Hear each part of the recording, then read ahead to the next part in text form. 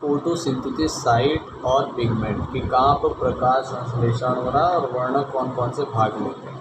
तो सबसे पहले देखो हम वर्णक तक पहुँचते हैं, है ना। फिर उसके बाद देखेंगे कहाँ पर फोटोसिंथेसिस हो रहा है, ठीक है ना।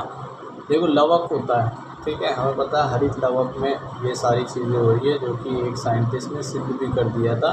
तो ये जो है एक पादप सेल हमने लिए, उसमें देखा लवक होता है, ठीक है, प्लास्टिड होता है। उसमें तीन चीज़ें मिलते हैं ना, तीन तरह के लवक पाए जाते हैं, एक अवर्णीय लवक, एक वर्णीय लवक और एक हरित लवक। ल्यूकोप्लास्ट, क्रोमोप्लास्ट और हमारा क्लोरोप्लास्ट।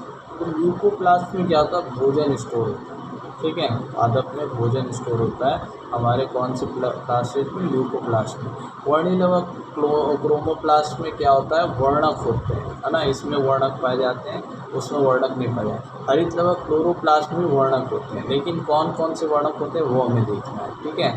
वर्णीय लवक क्रोमोप्लास्ट में क्या होता है, ये कैरोटीनॉइड नामक वर्णक होते हैं जो कि पुष्प को रंग देते हैं, ठीक है। यानी हमारा इससे लेना देना नहीं है, हमारा किससे लेना देना है, हरित लवक से, जिसका नाम है क्लोरोप्लास्ट, जिसमें वर्णक होते हैं कैरोटीनॉइड और क्लोरोफिल।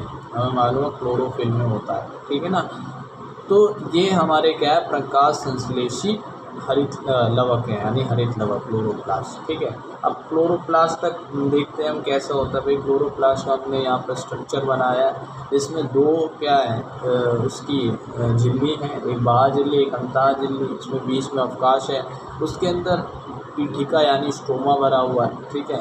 अब इसी स्ट्रोमा में राइबोसोम है जो कि 70 प्रकार के हैं, एक डबल स्ट्रैंडेड डीएनए है न्यूक्लियोइड जैसा, ठीक है। अब उसके बाद जो मेन चीज़ वो क्या है, यहाँ पर एक क्या है, सिक्के जैसी संरचना, जिसे हम थाइलोकॉइड बोलते हैं, ठीक है। जो भी दोहरा आवरण नहीं है, इसके अंदर एक तरह से ल्यूमन भरा हुआ है, ठीक है, आकाश से ल्यूमन भरा हुआ है। अब यही थाइलोकॉइड बहुत सारे मिल रहे हैं, सिक्के के चट्टे मिल रहे हैं, जिसे हम ग्रेनम बोल रहे हैं, क्या बोल रहे हैं, ग्रेनम बोल रहे हैं।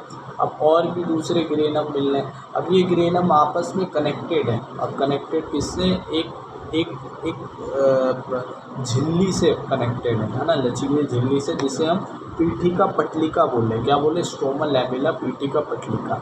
अब ये आपस में कनेक्ट हैं। अब इसी में यानी कि पीठिका पटलिका में क्या पाए जाते हैं, हमारे वर्णक पाए जाते हैं। क्या है, वर्णक, ठीक है।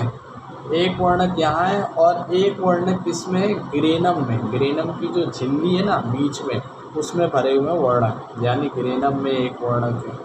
तो इन्हीं दोनों को मिलाकर हम क्या बोलते हैं, ग्रेना बोलते हैं, जिनमें वर्णक है, यानी पीठिका पटलिका में और ग्रेनम में। अब इसी ग्रेना में वर्णक है, तो इसी में क्या होने वाली है, रिएक्शन होने वाली है। कौन सी, हमारी फोटोसिंथेसिस की, जिसमें हमारा वर्णक से क्या होता है, देखो अब हम देखेंगे वर्णक में क्या होता है। वर्णक किसको चाहिए रहता है, जल को चाहिए रहता है। पता है दो तरह की रिएक्शन होती है, एक प्रकाश अभिक्रिया, एक अप्रकाश अभिक्रिया।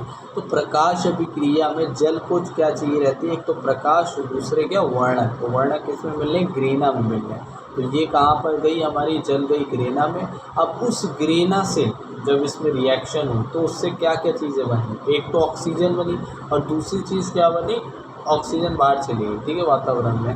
अब दूसरी चीज़ क्या बनी, एटीपी और एडीपीएच, है ना, एनएडीपीएच। तो यही हमारी क्या कहाँ पर चली गई, पीठिका में चली गई। अब उसके बाद दूसरी रिएक्शन होती है, जिसे हम बोलते हैं अप्रकाश अभिक्रिया, जिसको जो कौन करवाती है, CO2 करवाती है। अब ये CO2 आई हमारी किसमें, हरित लवक में। अब उसके बाद क्या होता है, CO2 को रिएक्शन करवाने के लिए क्या चाहिए रहता है, एंजाइम, और यही ATP NADH में चाहिए रहता है, जो कि पीठिका में पड़ा हुआ है। तो इससे रिएक्ट करके क्या हुआ, यहाँ पर हमें क्या मेन चीज़ मिली, हमें ग्लूकोज मिला, जो कि उसको चाहिए था, और क्या मिला, जल निकला, ठीक है ना। तो ये हम दोनों की हमने देखी, प्रकाश अभिक्रिया और अप्रकाश अभिक्रिया, ये यहाँ पर हो गई संख्या। अब देखो भाई, प्रकाश संश्लेषी वर्णक के बारे में हम देखेंगे। ये जो वर्णक है ये है कौन से, अब हम आते हैं पिगमेंट असली उसके ऊपर, ठीक है ना। तो ये जो वर्णक है ये ग्रेना में है, और ये दो प्रकार के होते हैं, एक तो हमारे क्लोरोफिल वर्णहरित और दूसरे है कैरोटीनॉइड, ठीक है ना। तो क्लोरोफिल जो है वो क्या है, उनमें हरे रंग देता है, यानी हरा रंग देता है वो, ठीक है ना, क्लोरोफिल पत्ती को। दूसरे कैरोटीनॉइड, ये पत्ती को क्या देते हैं, लाल और नारंगी रंग देते हैं। ठीक है। लाल कैरोटीन में दो तरह के, एक कैरोटीन और एक होता है ज़ैंथोफिल, ठीक है ना। कैरोटीन जो होता है वो लाल और नारंगी रंग देता है, ठीक है, और दूसरा जो है ज़ैंथोफिल जो है वो पीला रंग देता है, ठीक है, और इसका एक अपवाद भी है कि भूरा रंग भी देता है। अब हम देखेंगे आराम से किसके बारे में, वर्णक के बारे में, जिसमें हमारा पहला क्या आया, क्लोरोफिल आया। अभी क्लोरोफिल पादपों में ना, क्लोरोफिल जो है ये 5 प्रकार का पाया जाता है। Chlorophyll A, B, C, D, ई, जिसमें से ए और बी जो है वो उच्च पादपों में पाया जाता है। और हम जो चैप्टर पढ़ रहे हैं वो क्या, उच्च पादपों प्रकाश संश्लेषण, यानी कि हमें मेन किससे मतलब रखना है, क्लोरोफिल ए और बी से, ठीक है ना। इसका फॉर्मूला भी याद रखना, C55 H72O5N4Mg, ठीक है ना। कार्बन 55, हाइड्रोजन 72, ऑक्सीजन 5 और नाइट्रोजन 4 और मैग्नीशियम 1, ये किसका है, क्लोरोफिल ए का। अब यहाँ पर वही कार्बन 55 रहेगी, लेकिन हाइड्रोजन 70 हो जाएगी और ऑक्सीजन 4 हो जाएगी और बाकी नाइट्रोजन 4 रहेगी और Mg भी एक ही रहेगा। ये दोनों हमें अच्छे से याद रखने हैं। फिर हमारे जो है निम्न पादप, यानी कि निम्न जो पादप हैं उनमें कौन से पाए जाते हैं, क्लोरोफिल ए, सी, डी, ई, ये 4 हमें पाए जाते हैं। यानी कि क्लोरोफिल जो ए है वो क्या है, सर्वव्यापी क्लोरोफिल है, हर पादप में पाया जाता है। अब हमें देखना है क्लोरोफिल का स्ट्रक्चर, यहाँ पर स्ट्रक्चर की बात होती है, ठीक है ना। इसका जो स्ट्रक्चर होता है वो एक टेडपोल की तरह होता है ना, मेंढक के बच्चे की तरह होता है, जिसमें उसका एक शीर्ष रहता है और एक पूंछ रहती है ना। शीर्ष जो रहता है उसको हम क्या बोलते हैं, पोरफायरिन बोलते हैं। पूंछ को हम क्या बोलते हैं, फाइटोल बोलते हैं। पोरफायरिन शीर्ष को और फाइटोल हम किसको बोलते हैं, पूंछ को बोलते हैं। जिसमें देखो भाई ये जो शीर्ष है वो कैसे बना होता है, जिसमें शीर्ष जो होता है वो 4 नाइट्रोजन, जो कि 4 4 4 4 यानी कि कुल मिलाकर कितने 12 कार्बन से जो है और एक मैग्नीशियम बीच में रहता है। इस तरह से स्ट्रक्चर बना के रखता है कौन, पोरफायरिन, ठीक है ना। और जो पूंछ रहती है जिसमें क्या रहता है, देखो यहाँ पर 4 कार्बन और एक नाइट्रोजन जो है फायरोल रिंग कहला रहा है। ये एक फायरोल रिंग, एक फायरोल रिंग, एक फायरोल रिंग, ये यानी कि 4 फायरोल रिंग है, ठीक है ना, जो कि मैग्नीशियम से कनेक्टेड है। और यही जो मैग्नीशियम से कनेक्टेड है, यानी यही मैग्नीशियम जो है ये हरा रंग उत्पन्न करता है। यानी कि अगर मैग्नीशियम नहीं होगा तो हरा रंग नहीं होगा, जिसको हम क्या बोलते हैं, क्लोरोफिल माइनस मैग्नीशियम, या एक और इसका नाम है फ्लियोफाइटिन, क्या बोलते हैं इसे, फ्लियोफाइटिन बोलते हैं, ठीक है ना। इसे 4 पायरोल रिंग मैग्नीशियम की जोड़ी जो हरा रंग देता है, अगर मैग्नीशियम नहीं है तो इसका नाम क्या हो जाएगा, फ्लियोफाइटिन हो जाएगा। अब जो पूंछ है वो क्या होता है, जिसका एक पूरा एक सूत्र होता है, जिसमें कार्बन 20 होती है, हाइड्रोजन 39 होती है और OH यानी कि हाइड्रोक्साइड होता है, C20H39OH, ये क्या है, फाइटोल टेल है, ठीक है ना। तो ये हमारा क्या है, क्लोरोफिल का स्ट्रक्चर है, जो कि हमें अच्छे से याद रखना है।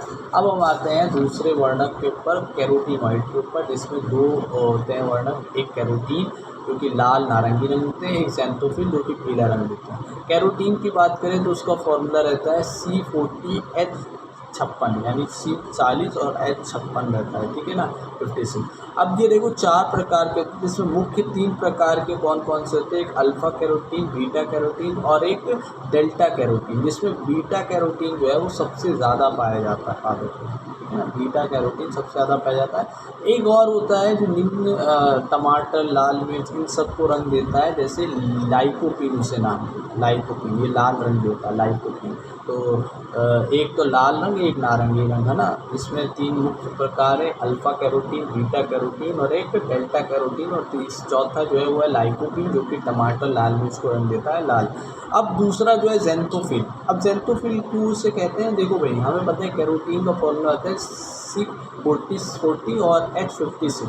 अब अगर इसमें हमने ऑक्सीजन जोड़ दिया, यानी कि ऑक्सीजन क्या बोलते हैं उसे, एसेंशियल कैरोटीन को, है ना, सहायक कैरोटीन को हम क्या बोलते हैं, ऑक्सीजन कंटेन कैरोटीन को हम क्या बोलते हैं, ज़ैंथोफिल, यानी कि एक ऑक्सीजन।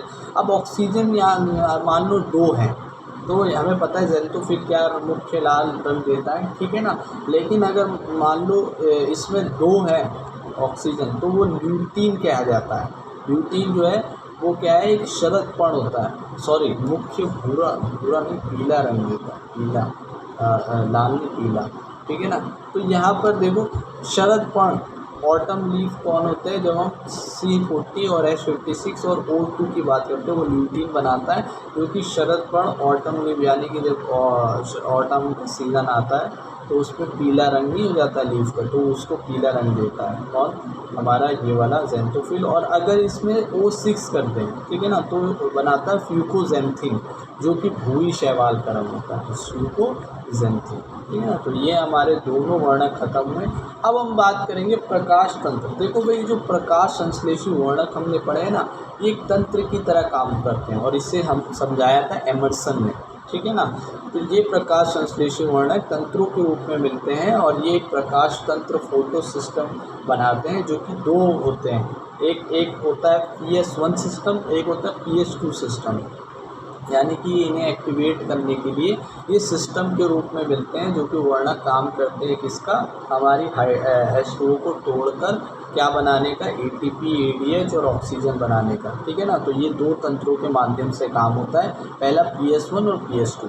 अब ये PS1 क्या कौन से रहते हैं, PS1 वो रहते हैं जो हमारे ग्रेना, याद है ना ग्रेना, तो ग्रेना में जहाँ पर प्रेस नहीं हो रहा है, जैसे कि ऊपर वाले थाइलेकॉइड और नीचे वाले थाइलेकॉइड और जो हमारी पटलिका है ना, लैमेला पटलिका, उनमें कोई प्रेस नहीं हो रहा है, तो यही वाले भाग जो होते हैं वो कौन से रहते हैं, हमारे PS1 रहते हैं। देखो लोग, ठीक है, नॉन एप्रेस भाग थाइलेकॉइड वाले और पीटिका पटलिका, ये कौन से रहते हैं, हमारे PS1। PS2 कौन से रहते हैं, जिसमें प्रेस हो रहे हैं, बीच के जितने भी थाइलेकॉइड हैं वो सारे क्या हैं, प्रेस है, तो वो सारे क्या हैं, PS2, यानी कि हमारे फोटो सिस्टम सेकेंड में आते हैं, ठीक है ना। अब हमने अलग क्यों करा है इसको, क्योंकि देखो भाई, जो ऊपर के हैं ना, ऊपर वाले, तो ऊपर वाले में क्या होता है कि देखो, पहले तो ये प्रकाश संश्लेषी वर्णक होते कितने हैं, PS1 में और PS2 में बराबर होते हैं, कौन कौन से रहते हैं, देखो हम यहाँ पर दो, पहले तो क्लोरोफिल A और B की बात करें जो उच्च पादपों में आते हैं, और फिर वर्णक कौन सी बात कर रहे हैं हम, एक तो हमारा कौन सा आ रहा है, दो आ रहे हैं ना, एक तो कैरोटीन और एक ज़ैंथोफिल, तो कैरोटीन और ज़ैंथोफिल मिल रहा है, क्लोरोफिल A और B मिल रहा है, तो इस तरह से एक पूरा तंत्र मिला। और ये कितने होते हैं 250 से 400, यानी एक PS1 में 250 से 400 क्या होंगे, क्लोरोफिल A, B और कैरोटीन और ज़ैंथोफिल होंगे, ठीक है। अब देखो, यही को नाम अलग अलग दिए हैं, जैसे कि ये पूरे को हमारे जो पूरा समूह है प्रकाश संश्लेषी वर्णक का 250 से 400, इसको नाम दिया है क्वांटासोम। क्या नाम दिया, क्वांटासोम। और ये क्वांटासोम नाम किसने दिया है, पार्क एंड बेगिंस ने, ठीक है ना, पार्क एंड बेगिंस ने नाम दिया क्वांटासोम। अब इसके बाद क्लोरोफिल अगर ए को हम हटा दें, क्योंकि क्लोरोफिल ए जो होता है वो फोटो सेंटर होता है, वो मुख्य अक्ष रहता है, यानी कि तंत्र का शुरुआत करने का। तो अगर क्लोरोफिल हटा के बात करें, यानी कि क्लोरोफिल बी, कैरोटीन और ज़ैंथोफिल की बात करें, तो उसको नाम देते हैं एंटीने। क्या नाम देते हैं, एंटीने।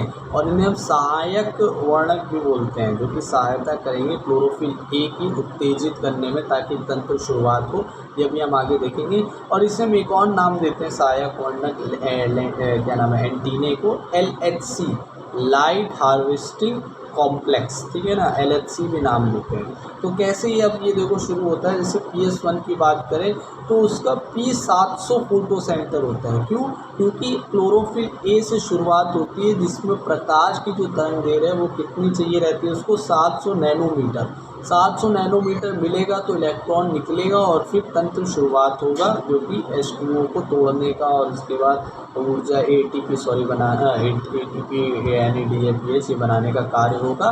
तो इसके लिए 700 नैनोमीटर PS1 को चाहिए रहता है, तो इस वजह से हमने इसका रखा। उसके बाद सहायक वर्णक भी इसको देते हैं क्लोरोफिल ए को, ताकि तंत्र चलता रहे। उसके बाद दूसरा जो PS2 है उसमें क्या होता है, नॉन अप्रेस्ड वाला भाग जो है, उसमें जो इसके क्लोरोफिल ए जो है फोटो सेंटर जो है उसका P 680 रहता है, यानी कि इसको चालू करने के लिए 680 नैनोमीटर की तरंग दैर्घ्य चाहिए रहती है। और उसके बाद चालू रखने के लिए जो सहायक वर्णक है वो क्लोरोफिल ए को, यानी कि मुख्य अक्ष यानी फोटो सेंटर मुख्य तंत्र को प्रकाश संश्लेषी को देते रहते हैं, क्लोरोफिल को, ठीक है ना, ऊर्जा। तो इस तरह से ये पूरा हमने सिस्टम देखा है। और अभी हमने इतनी बात करी, वो सारी चीज़ें एमर्सन ने बताई थी। पूरा जो हमारा तंत्र है, जो प्रकाश संश्लेषी वर्णक का समूह है, उसको नाम क्या दिया था, उसको नाम दिया था क्वांटासोम। और अगर क्लोरोफिल ए को हटा के हम बात करें, और ये पार्केन किसने दिया था, बैगिंस ने नाम दिया था। और अगर हम क्लोरोफिल ए को हटा के बात करें तो इसे एंटीने नाम बोलते हैं, या एलएचसी भी नाम बोलते हैं, और ये सहायक वर्णक की तरह कार्य करते हैं, ठीक है ना। अभी हमने इतनी चीज़ें देखी।